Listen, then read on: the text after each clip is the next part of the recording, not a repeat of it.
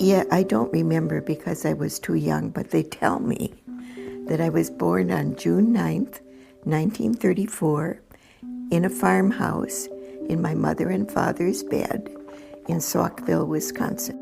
I was learning to live without my life partner, and I'd finally gotten myself straightened around to where I said I could be strong enough to do it and graceful enough to do it and maybe find some joy in life.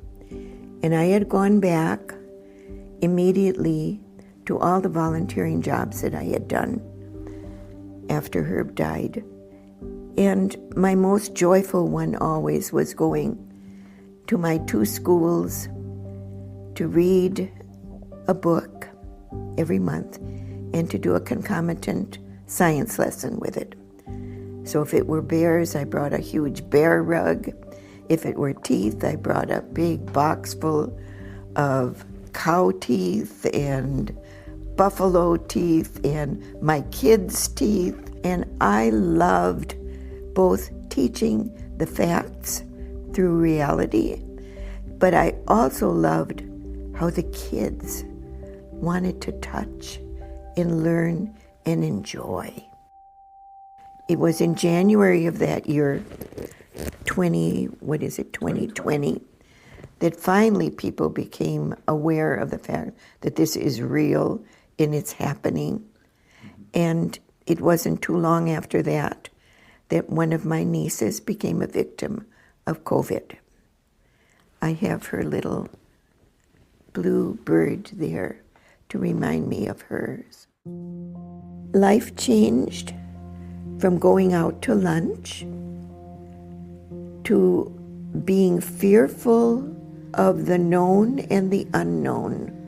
I didn't like it very well, putting it mildly.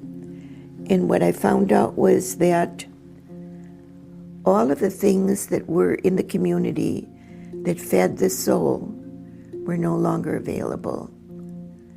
Symphony, theater,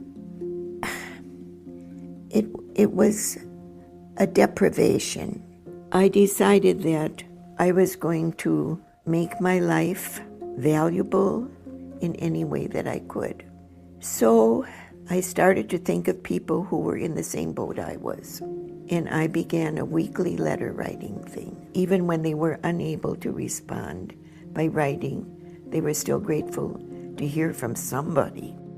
I found out that my daughters in the community here reached out to me to keep me safe, which made me feel that I was estranged from real life, but that these people valued me and wanted me to stay in the community. And those were 2 things that I hadn't thought about before. During the whole gardening season, probably from March until almost November, I was in love with dirt and anything that could be stuck into it that would produce. And I grew flowers and herbs and vegetables. And every day I visited them and talked to them and encouraged them, and really got great pleasure, as always, from seeing things grow and thrive. I wish that there weren't a pandemic.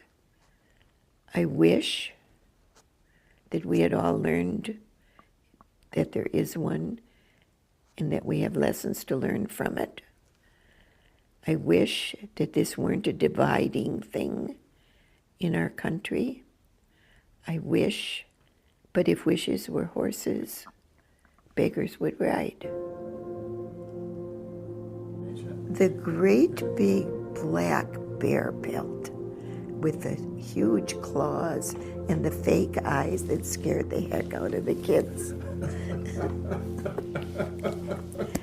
They all got to pet the bear and feel his claws and touch his fake tongue.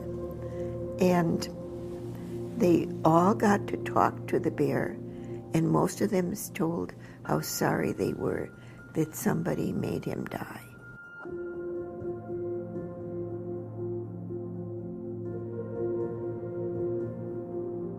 Support for Facing a Changed World, an oral history of the COVID-19 pandemic, comes from the Margaret Ann Martin Everest Foundation, the Kind World Foundation, Humanities Iowa, the Friends of Siouxland Public Media, and listeners like you.